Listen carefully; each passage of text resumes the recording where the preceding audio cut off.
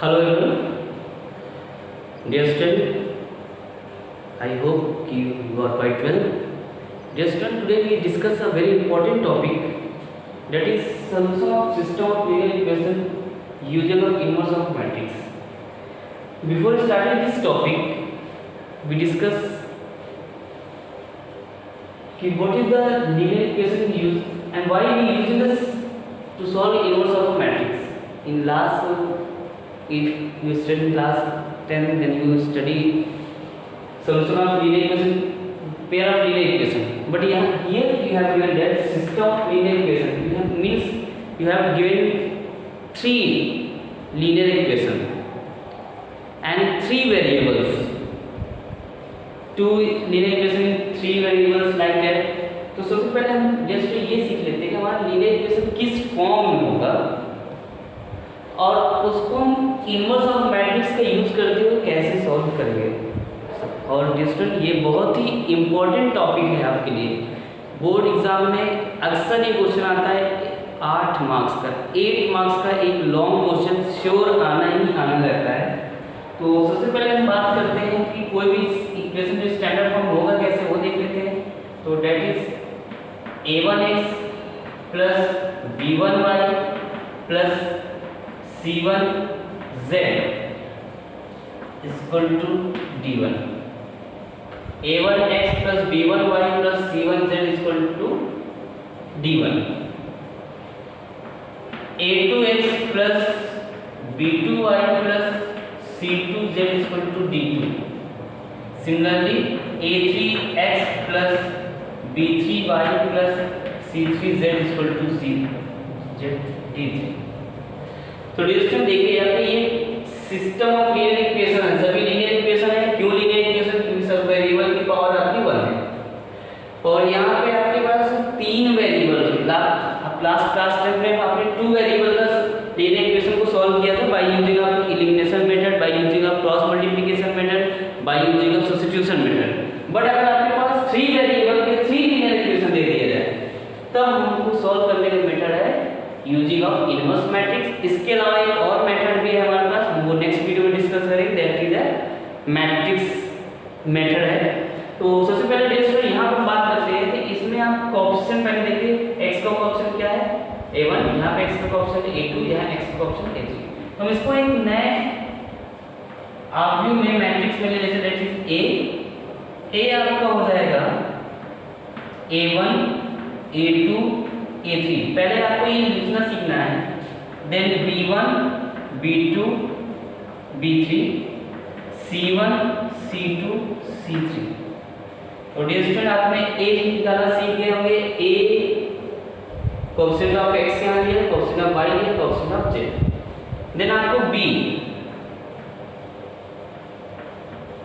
क्या होगा? जो ये कांस्टेंट वैल्यू है वो आपका b होगा, that is d1 d2 d3। a आपको समझ में आ गया होगा। a कैसे लेंगे? x का जो कोएफिशिएंट है यहाँ पे लिया, यहाँ y का कोएफिशिएंट लिया, यहाँ z का कोएफिशिएंट। b क्या होगा? यहाँ इक्वल टू साइड, कभी कभी हो सकता है कि आपका कांस्टेंट साइड होगा तो आपको ट्रांसफर करके उस साइड लेंगे, इधर आपका वेरिएबल होगा बाकी सबको ट्रांसफर करेंगे। a मिल गया, b मिल गया। अब बताइए x की बात। तो x का मतलब है कि कौन कौन सा वेरिएबल है। तो वेरिएबल कौन सा है? x है, y है, z है। तो यहाँ पे x y z। स्टूडेंट ये हो गया, हमें पहले निकालना सीखना है कि a कैसे निकालेंगे, b कैसे निकालेंगे, c कैसे निकालेंगे। तो a सिंपल सा क्या होगा वो भी हमने बता दिया। b क्या होगा? जो कांस्टेंट वैल्यू होगी यहाँ पे इक्वल टू साइन, और x क्या होगा? जो वेरिएबल है x y z। अगर b q r होगा तो वेरिएबल b q r रहेगा, m n n होगा तो वेरिएबल आपका है m n।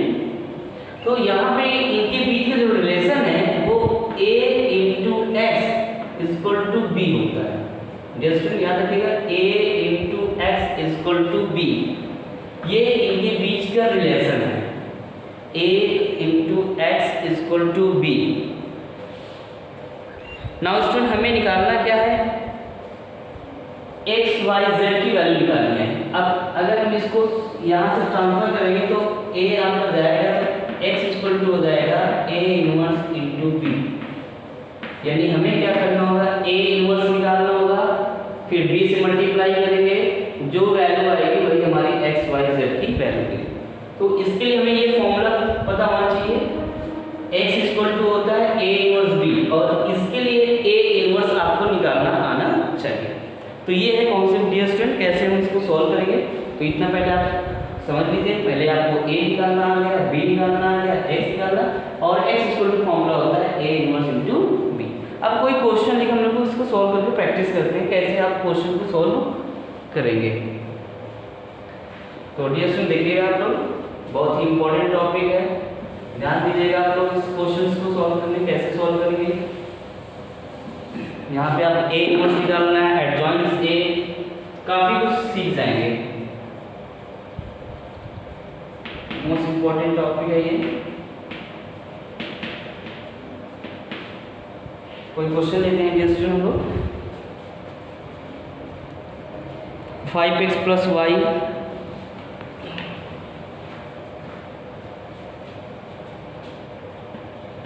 5x plus y minus z is equal to 7, 4x minus 2y minus 3z is equal to 5, and 7x plus 2y plus 2z is equal to 7। एक बार फिर से match कर लेते हैं। 5x plus y minus z is equal to 7, 4x minus 2y minus 3z is equal to 5, 7x plus 2y plus 2z is equal to 7। So dear student, ये आपका एक question हमने लिया है। अब सबसे पहले हमें क्या निकालना सीखना है, a। तो डियर स्टूडेंट देखिए a क्या होगा, अब आप लोग बता ही सकते हैं कि a क्या होगा।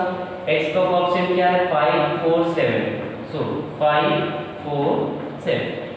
y का ऑप्शन, यहाँ y का ऑप्शन कुछ नहीं तो आप बता ही सकते हैं, यहाँ y का ऑप्शन 1 है, यहाँ y का ऑप्शन -2 है साइन के साथ, यहाँ y का ऑप्शन 2, यहाँ पे आपका -1 -3 एंड 2। ये हमने a निकाल लिया। a के बाद अब आपको b पता होगा, b क्या है, 7 5 7, सिंपल सा 7 5 7। x यानी वेरिएबल कौन कौन से आते हैं, x है, y है, z, x है, y है, z। इसको वर्टिकल फॉर्म में लिखेंगे। तो डियर स्टूडेंट, ये हमने सीख लिया a b और x निकालना। आई होप आपको इतना तो क्लियर हो ही गया होगा कैसे हम a निकालेंगे, b निकालेंगे और x।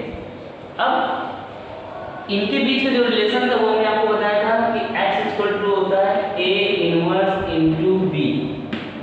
ये फॉर्मूला आप याद भी कर लीजिए, x equal to a inverse into b। तो सबसे पहले हमें देखिए b को हमें पता ही है क्या है, x भी पता है, a इनवर्स a पता है, उसके लिए हमें उस a से a इनवर्स निकालना है। तो यहाँ से आप a इनवर्स निकालना सीखेंगे। इससे पहले एक्सरसाइज में आपने a इनवर्स निकालना सीखा था। तो a इनवर्स तभी हो सकता है, तभी फाइंड कर सकते हैं जब वो नॉन सिंगुलर मैट्रिक्स होगा, यानी a आपका नॉन सिंगुलर मैट्रिक्स होना चाहिए। अब एक क्वेश्चन बन रहा होगा आपके माइंड में, क्वेश्चन है what is the non singular matrix. बहुत बच्चों के माइंड में होगा कि नॉन सिंगुलर मैट्रिक्स क्या होता है ना स्टूडेंट। तो सिंपल सा है, नॉन सिंगुलर मैट्रिक्स यानी determinant of a does not equal to 0। हम इसका डिटरमिनेंट a निकालेंगे, इसकी वैल्यू निकालेंगे, वो 0 नहीं होना चाहिए। अगर 0 हो गया तो वो आपका सिंगुलर मैट्रिक्स हो जाएगा। एंड दैट केस अगर a आपका सिंगुलर मैट्रिक्स हो तो we can't find the a inverse, यानी a inverse does not exist in that method. So सबसे पहले हमें क्या निकालना है student, a determinant of a निकालना है। तो चलिए नॉन सिंगुलर मैट्रिक्स आपको क्लियर हो गया होगा। अब हम डिटरमिनेंट ऑफ a निकालते हैं। a इक्वल टू, इस मैट्रिक्स को डिटरमिनेंट कर लेते हैं, 5 1 -1 4 -2 -3 7 2 8। जाहिर सी बात है, आपका हमने बताया मोस्ट इंपॉर्टेंट टॉपिक है, लॉन्ग क्वेश्चन है, 8 नंबर में आता है तो लॉन्ग प्रोसेस भी इसका होगा। तो सबसे पहले डिटरमिनेंट ऑफ a, इस मैट्रिक्स को डिटरमिनेंट में कन्वर्ट करेंगे। सिंपल सा मैट्रिक्स को डिटरमिनेंट बनाया, अब डिटरमिनेंट निकालेंगे। 5 आपने लिया, सॉल्व करने के मेथड है 5 आपने लिया, 5 के सामने वाला रो और 5 के सामने कॉलम हटा देंगे। तो 2 2 जा, अगर इतना भी नहीं समझ में आता हम इसको और डीप में बता सकते हैं, -2 -3 2 2। ये हमेशा साइन जो होता है प्लस माइनस प्लस होता है। Then second sign is what 1।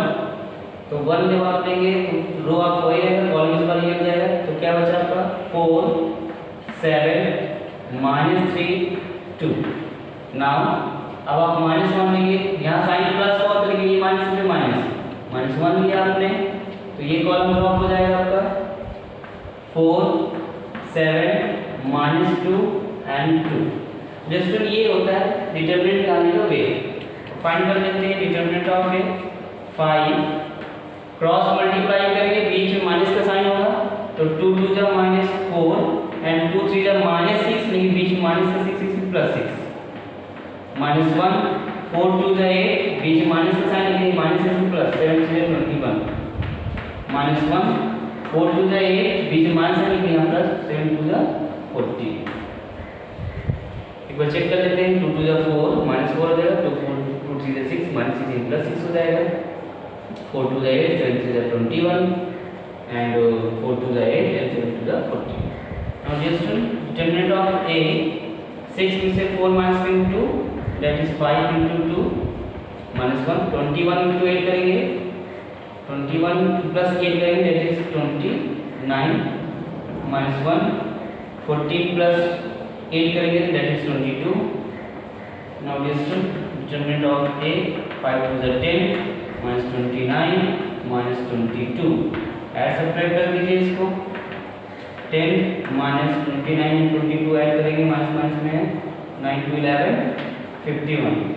सो 51 में से आप 10 माइनस करेंगे तो डिटरमिनेंट ऑफ ए आपका आ गया माइनस का 41। तो डियर स्टूडेंट ये हमने डिटरमिनेंट निकालना सीख लिया है।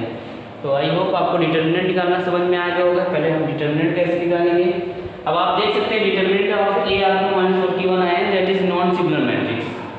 तो डियर स्टूडेंट अभी आप पहले इतना ऑब्जर्व करें, कहीं पे आप किसी को डाउट हो तो वो हमसे डिस्कस करें, कमेंट बॉक्स में कमेंट्स करें।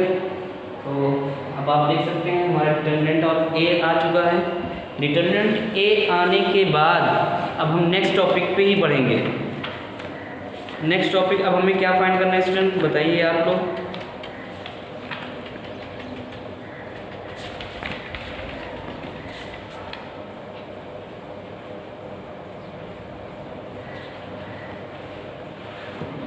स्टूडेंट अब हमें क्या फाइंड करना है डिटरमिनेंट ऑफ ए के बाद।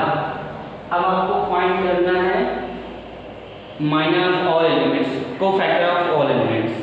तो आई होप आप इसको नोट कर लिए होंगे। अब नेक्स्ट स्टेप पे बढ़ते हैं। नेक्स्ट स्टेप हमें सभी एलिमेंट्स का कोफैक्टर निकालना है, दैट इज यानी a11 फाइंड करना है। a11 -1 की पावर 1 + 1 1 1 मतलब पहला रो पहला कॉलम ड्रॉप करना है आपको। पहला रो पहला कॉलम, तो पहला रो आपका ये हो गया, पहला कॉलम आपका ये। फिर से सॉल्व कर लीजिए इसको। 2 4 2 2 जा -4 एंड 3 2 से +6। सॉल्व 4 में से 6 माइनस करके 2 आएगा। यहाँ -1 + 1 कितना होगा 2 होगा, दैट इज व्हाट 1 + 1 आपका 2। इवन अगर है तो पॉजिटिव आएगा, ऑड होगा तो नेगेटिव, सिंपल सा। तो ये पॉजिटिव है, 6 में से 4 माइनस ये भी पॉजिटिव, तो ये a11 का 2 आ गया। a12 first row second column यानी 1 की power 1 + 2 first row second column. इसको इरेज करेंगे, बहुत सिंपल से करते चलिए। First row second column. अब देखिए 3 4 2 जा 8 प्लस 21 हो जाएगा, 7 3 जा 21 यानी ये हो जाएगा 28 + 8 21 + 8 29। पावर नेगेटिव है इसलिए यहाँ पे इवन नंबर है इसलिए तो नेगेटिव है। a13 -1 की पावर 1 + 3 पहला रो तीसरा कॉलम पे आते हैं, फर्स्ट रो थर्ड कॉलम। 3 2 जा यहाँ पे क्या था आपका 3 का 7 2 2 sorry. Now first row third column पे 2 4 जा 8 बीच में माइनस आएंगे, 7 में प्लस हो जाएगा 14 दैट इज 22। यहाँ पावर आपकी इवन आएगी, पॉजिटिव नंबर a22 आ गया। a31 सॉरी a21 आते हैं यानी रो पहला कंप्लीट हो गया, दूसरे रो पे आना है। इसको आप अच्छे से करिए। दूसरा रो पहला कॉलम, ये दूसरा रो हो गया है, ये पहला कॉलम हो गया। 2 1 मतलब यानी -1 की पावर 2 + 1, दूसरा रो पहला कॉलम ड्रॉप किया हमने, क्या बचा आपका 2 1 जा 2, बीच में माइनस साइन है, यहाँ भी माइनस है, इसलिए +2, 2 + 2 4 हो जाएगा, लेकिन पावर आपका ऑड है इसलिए -4 है।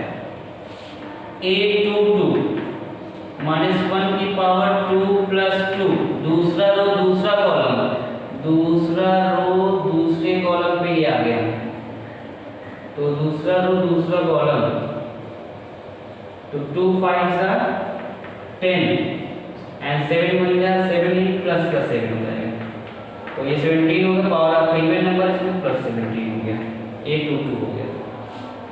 8 2 3 आते हैं, दूसरा रो तीसरा कॉलम, दूसरा रो तीसरा कॉलम लिया हमने इस बार, यानी -1 की पावर 2 + 3, दूसरा रो तीसरा कॉलम, तो 2 5 10 -7 1 7, तो 10 में 7 -3 आएगा, पावर आपका ऑड है इसमें -3 हो गया।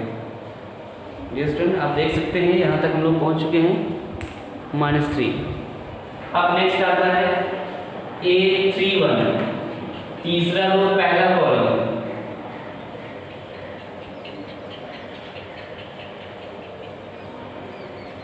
तीसरा रो पहला कॉलम, -1 की पावर 3 + 1 इंटू, तो ये हो जाएगा 3 1 या -3,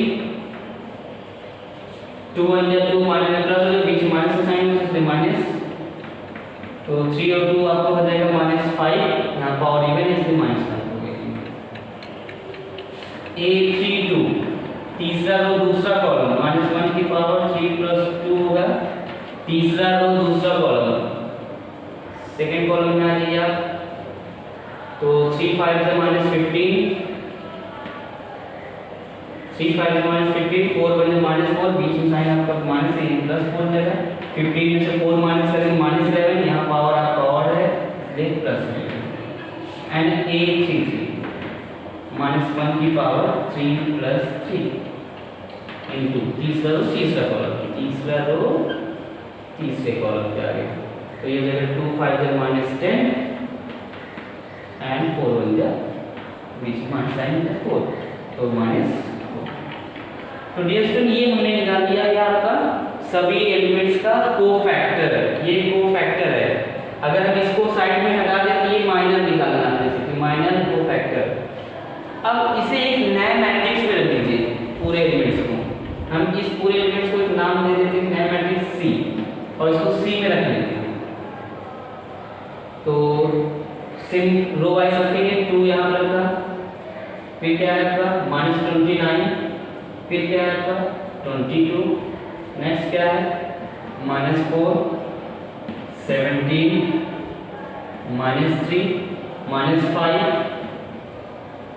11 -14।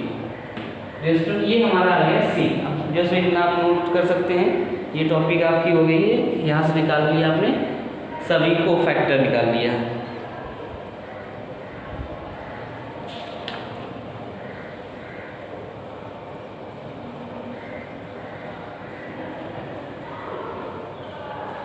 नाउ डियर स्टूडेंट अब हमें क्या करना है, ये आपका हो ही गया होगा, इतना आप लोग नोट कर लिए, इरेज कर दिए।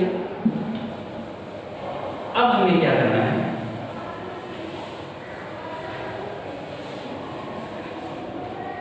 एडजॉइंट्स A निकालना है। एडजॉइंट्स A जस्ट C का ट्रांसपोज कर देना है, जस्ट क्या कर देना, जो मैट्रिक्स का ट्रांसपोज कर देंगे, that is adjoints A equal to, अब ट्रांसपोज करने मतलब रो को कॉलम, कॉलम को रो में बदलना है, 2 -29 22 -4 17 11 2 29 22 -4 17 -3 -5 11 -14। रो को कॉलम में बदलना, कॉलम को रो में बदलना, यही होता है आपका ट्रांसपोज करना। मैट्रिक्स चैप्टर 3 में पढ़ा है, ये हो गया एडजॉइंट से। नाउ A इनवर्स का फॉर्मूला होता है adjoins A upon determinant of A. So A inverse equal to हो जाएगा डिटरमिनेंट ऑफ A कितना हम लोग का आया था आई थिंक -140, -1/41 यहाँ पे आपका हो जाएगा 2 -29 22 -4 17 -3 -5 11 -40। जस्ट ये हमारा आ गया A इनवर्स। 41 का मतलब ये इस सब के फॉर्म में 41 है, मींस आप कह सकते हैं कि A इनवर्स इक्वल टू, यहीं पे लिख सकते हैं, इसी को इक्वल करके हम लिख सकते हैं -2/41 4/41 माइनस प्लस यहाँ मतलब मल्टीप्लाई कर रहे हैं, माइनस यहाँ पे प्लस हो जाएगा 5/41 यहाँ भी हो जाएगा आपका, या तो इतना ही लगेगा देखिए कंफ्यूज हो जाएगा आप लोग। ये हमारा A इनवर्स आ गया। अब आते हैं नेक्स्ट टॉपिक पे, हमें क्या फाइंड करना है, x निकालना है। तो x का फॉर्मूला क्या है, A इनवर्स इनटू B, इतना आप नोट कर लीजिएगा। अब हम निकालते हैं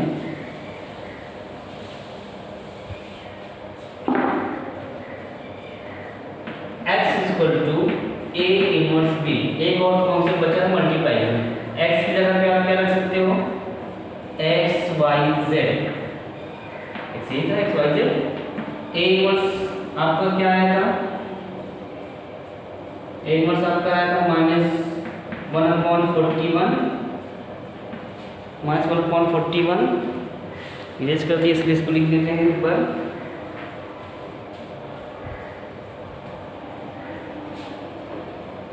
-2 -4 -5 -29 17 11 22 -3 -14 B। अब आपका B क्या है स्टूडेंट, B आप देख सकते हैं,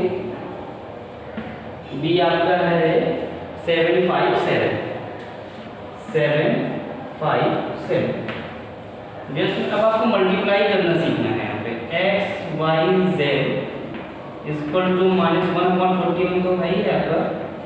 अब यहाँ मल्टीप्लाई रो उठाते हैं, कॉलम मल्टीप्लाई रो के फॉर्म में, तो 2 से 7 मल्टीप्लाई करेंगे, 2 से 14, फिर 4 से आप 5 करेंगे, 5 4 से 20 -20, फिर -5 से 7 करेंगे -35। स्टूडेंट ध्यान दीजिएगा कैसे रो को उठाएंगे, कॉलम मल्टीप्लाई 2 से 14 4 5 20 एंड 5 7 34। अगेन 29 into 7 करिए तो माइनस का हो जाएगा 7 9 63, कैरी आपका आया है 6 एंड 7 2 14 और 6 14 into 6 that is 20। 70 into 5 करिए that is 85, 11 into 7 that is 77। now फिर इसको multiply 20 into 7 7 to 14 7 to 14 115, 3 5 is -15 and 14 into 7 कर देंगे 4 7 4 28 and 7 5 7 to 9। जैसे अब इसको आप ऐड सब्ट्रैक्ट कर देंगे that now x equal to, अब आपके पास बचा है -1/41 x यानी x y z सो ऐड करेंगे तो आपका ये हो जाएगा 14 में से 20 में से 14 माइनस के -6 हो जाएगा, -6 में -35 माइनस का 41। यहाँ पे हम पहले इन लोग ऐड कर लेते हैं -285 77 85 प्लस 77 किया 7 5 12 कैरी आपको बना है 8 7 15 116। अब 203 में 162 सब्ट्रैक्ट करो 1 एक कैरी लिया, यहाँ 10 से 6 जाएगा 4 यानी 41 आता है, वो भी -41। ये भी यहाँ पे देखिए आपका कितना है 154 है, इन दोनों को ऐड करके 9 8 और 5 13 कैरी आपका आया कितना 8 5 13 कैरी आपका आया 1 9 1 10 1 11 सब्ट्रैक्ट 4 में 3 जाएगा 1 5 में 4 जाएगा 1 यानी ये भी आपका आ गया 41। जस्ट ये हमारा 41। बस अब आपको क्या करना है देख सकते हैं, इस अंदर ले जाएंगे, इसको मल्टीप्लाई करेंगे x y z equal to minus 41 से 41 है डिवाइड माइनस प्लस हो 41 41 डिवाइड के 1 है, यहाँ भी आपका 1, यहाँ आपका -1। अब सीधा सीधा आप कंपेयर करिए equality relation, x equal to मिल गया आपको 1, y इक्वल टू मिल गया 1 एंड z इक्वल टू मिल गया -। स्टूडेंट ये हमारा हो गया आंसर। बहुत ही सिंपल सा कॉन्सेप्ट है, कैलकुलेशन लॉन्ग है, प्रैक्टिस आपको ज़्यादा करनी पड़ेगी, लेकिन कॉन्सेप्ट बिल्कुल सिंपल है, कहीं पे टिपिकल कॉन्सेप्ट नहीं है। चेक करना हमारा आंसर सही है या गलत है, इसको आप यहाँ पे सब्स्टिट्यूट 5 में 5 y की जगह 1 रखेंगे 5 1 6 हो जाएगा, z की -1 7 करेक्ट। ये हर इक्वेशन को सेटिस्फाइड करेगा। तो this is the most important topic, solution of system of linear equation using inverse of matrix. तो आई होप डियर स्टूडेंट आपको ये वीडियो पसंद आया होगा, ज़्यादा से ज़्यादा इस वीडियो को शेयर करिएगा and thank you so much for watching my video.